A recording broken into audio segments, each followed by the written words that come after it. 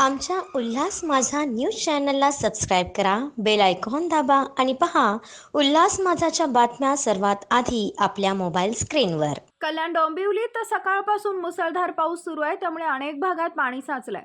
कल्याण पश्चिम येथील छत्रपती शिवाजी महाराज चौक परिसरात, स्टेशन परिसरात, कल्याण कोर्ट परिसरात, कल्याण तहसील कार्यालयात पाणी साचल्याने नागरिकांना प्रचंड त्रास सहन करावा लागत आहे.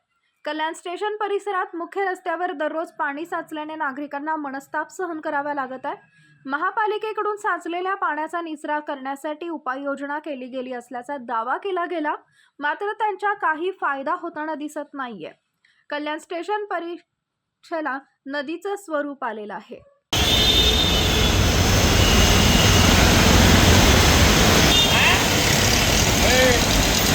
रामलाल